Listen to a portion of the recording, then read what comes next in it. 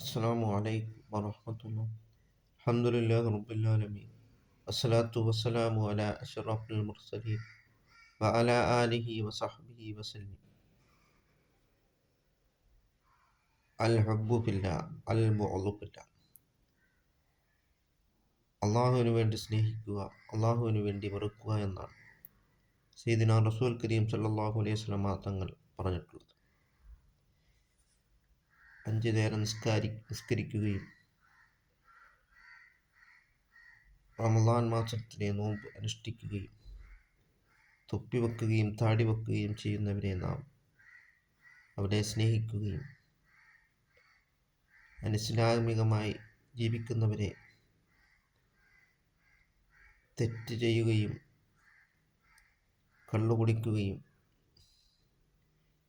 ചെയ്യുന്നവരെ വെറുക്കുകയും ചെയ്യണമെന്നാണ് സയ്യിദുനാ റസൂൽ കരീം സല്ലല്ലാഹു അലൈഹി വസല്ലം തങ്ങൾ പറഞ്ഞത്. അങ്ങനെ നാം അള്ളാഹുവിൻ്റെ പ്രീതിയിലായിട്ട് നാം ജീവിക്കുവാൻ നാം ശ്രമിക്കും. അതുകൊണ്ട് മദീനത്തു റസൂലില്ല, മദീനയുടെ രാജാവ് സയ്യിദുനാ മുഹമ്മദ് റസൂലുള്ളാഹി സല്ലല്ലാഹു അലൈഹി വസല്ലം തങ്ങളെ നാം കൂടുതൽ മഹബത്ത് വെക്കുവാനും സ്നേഹിക്കുവാനും നാം ശ്രമിക്കുകയും അങ്ങനെ നാം അള്ളാഹുവിലേക്ക് നാം മടങ്ങുകയും അങ്ങനെ ഓരോ സെക്കൻഡ് സമയവും ഖബറിലേക്കുള്ളതാണ് എന്ന് നാം മനസ്സിലാക്കിക്കൊണ്ട് നാം ഇത്തഖുള്ള അള്ളാഹുവിന് നാം തഖ്വ ചെയ്ത് നാം ജീവിക്കുവാൻ ശ്രമിക്കുക.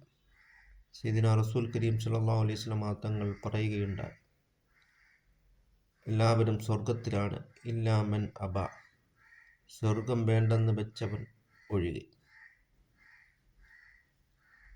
തോന്നിയതുപോലെ ജീവിച്ചു കഴിഞ്ഞാൽ സ്വർഗം ലഭിക്കുകയില്ല. മൻ അതാഅനി ദഖലൽ ജന്ന, എന്നെ അനുസരിച്ചവൻ അവൻ സ്വർഗത്തിൽ പ്രവേശിച്ചു എന്നാണ് റസൂൽ കരീം സല്ലല്ലാഹു അലൈഹി വസല്ലം തങ്ങൾ പറഞ്ഞിട്ടുണ്ട്.